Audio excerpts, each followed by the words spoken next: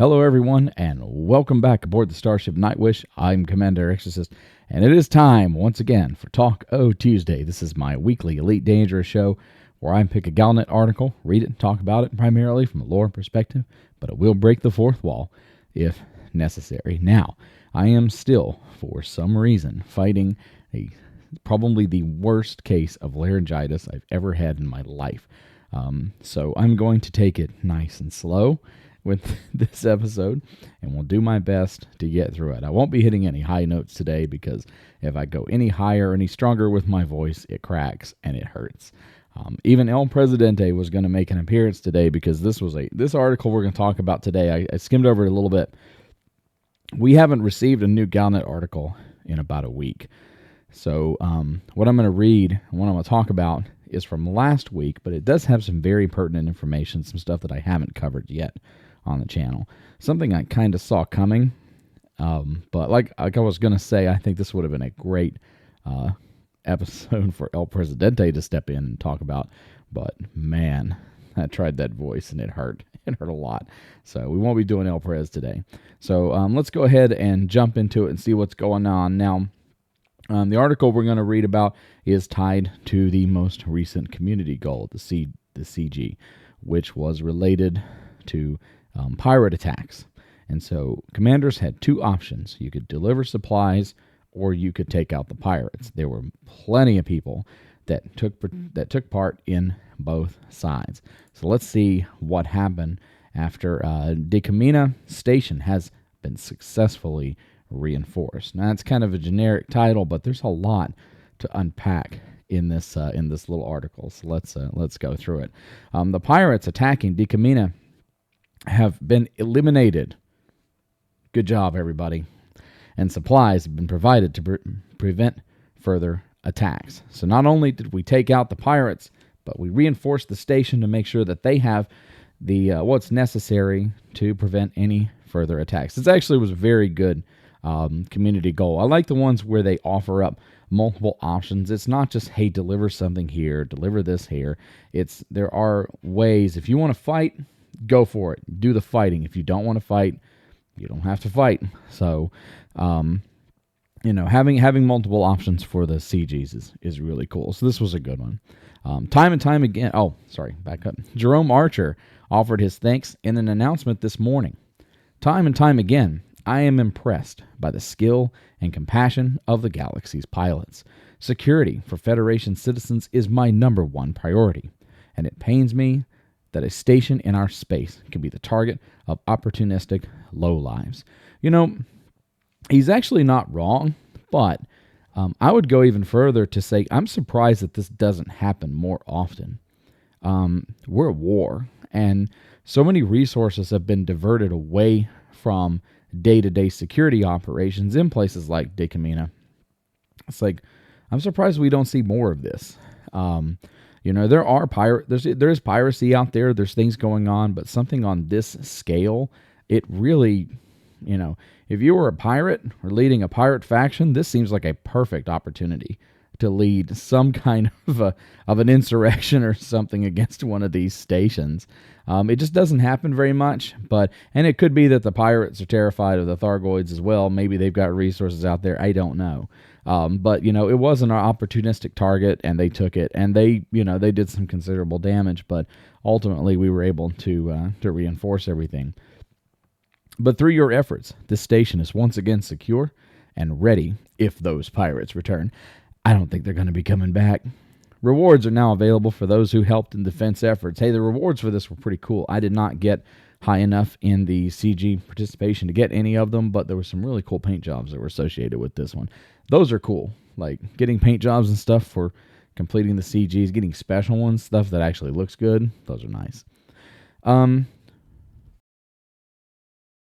Excuse me. So here's where things get interesting. Here's where I think that El Presidente would have blown his top. But I am compelled to raise a question on everyone's mind. Will this situation be better when Felicia Winters finally assumes office? A president-elect who, I remind you, seems uninterested in the security of her citizens, who wants to shut down resources like the PDB, which has saved many, many lives already. Where is Felicia Winters? Where is she? So there was the massive earthquakes on Rhea a few months ago. So shortly around the federal election time. And so we have Felicia Winters, who is missing. I mean, I can say she's missing. We haven't heard from her in forever. And, you think that with something this large that's going on that affects a lot of members of the Federation that you would have heard something from her. Nothing. There's nothing. And so it's a little strange that we haven't heard from her. If you're the president-elect of the Federation, you would want to make sure that you get yourself out there and reassure your people that it's going to be okay, right? I mean, that's kind of what I would think. And maybe that's just what I would do. Like, if I was there, I would want to make sure that, everyone knows, hey, we're working on this. I'd even take an opportunity to take a jab at Hudson and say, hey, T1000 didn't do anything. I'm going to do something when I'm president. But nothing. It's been really strange. It's been really quiet.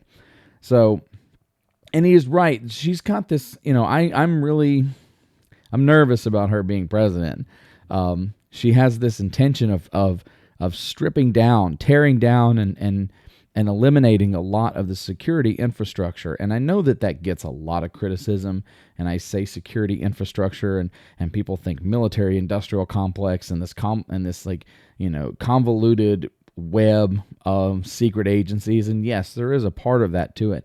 But, part of the government's responsibility is to protect its citizens. Now, I can't always vouch for the validity and the sanctity of those organizations, but you need some kind of federal security service to provide service to people when they need it. And, if eliminating some of these federal resources and these agencies and rebuilding them with something different is what's necessary, go for it. But these should be things that service the people. And to just tear down the security infrastructure with no plan to replace it, that's just not smart. It really isn't. It puts a lot of people at risk. And it also takes away resources that people depend on. When somebody is injured or hurt or done wrong, they need somebody to turn to. They need something. When your local police service can't help you and the crime is interstellar, you need some kind of federal response service to be able to help out. And Winter's idea of just eliminating a lot of these things with no clear plan of what's coming after that, it's really strange. And I hope that it's just kind of a temporary setback and she kind of sees the error of her ways. But we'll have to wait and see what happens with that. Is she a president capable of maintaining peace? Maintaining peace with who? We're at war, dude. Jerome just makes me shake my head sometimes. Is she a president capable of maintaining peace when aggressors are increasingly appearing from all sides? My answer is no, she's not. She's absolutely weak, and I don't think she's going to be good for the Federation. I would not be surprised if she doesn't last very long as president, in whatever capacity that looks like, whether she has some kind of massive failure in policy or protocol. And I just don't see it. She does not have the presence. Look at this. Look at what's going on in Damina. And the recovery efforts there. I'm sure Medicorps is still out there working with people to fix and repair things and help the injured. Where is she? She's nowhere. And you can't have a president that's absent. An absence of leadership creates a vacuum. And when you have an absence of leadership in a position like the federal presidency, somebody will step in. And I don't mean somebody in the Federation. Another power will step in to fill that void. That's what you see when you get these pirates that step in and they do these massive assaults on stations, and that is the filling of a power vacuum. When they sense blood in the water, the sharks will circle. Or is she a president who puts her ideals before the lives of her people? I think she is. I really do. I understand that her family was devastated on Rhea, but there comes a point where she has to say, okay, she committed to the families of Federation members, and she needs to get back to the office, or at least get out there and show that she not only cares about her own family, but she cares about everybody else. because that's what she chose to do. That she stood up and said, hey, I want to be the federal president. People elected her. Now she needs to fulfill that obligation. Okay. Before I read this, I really wish El Prez was here, because he would be screaming at the top of his lungs at this point. Because what I'm about to read is one of the most insanely obvious things to come out of this whole narrative. Here we go. I once again urge Congress to reconsider allowing Zachary Hudson another term as president of the Federation in light of Winters' ongoing conspicuous absence. And there it is. So Hudson wants another term. We know he wants another term. He's asked for it before. He's pushed for it. And we have talked about it on this channel. We've talked about it at the Taco Tuesdays about how, what could happen that could get Hudson into office for another term. Is it possible? Hell yes, it is. Does it make sense? No, it doesn't make any sense.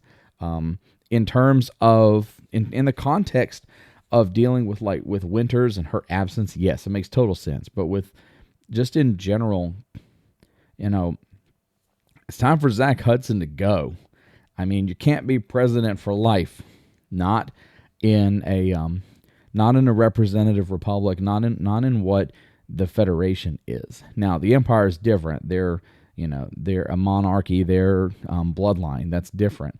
But in a situation like this, where the people are allowed to elect their leader, you can't have the same person over and over again. It's not healthy. Now, I won't say you can't. Yes, you can. But throughout history, we've seen that's not healthy for the overall, for the longevity of a country.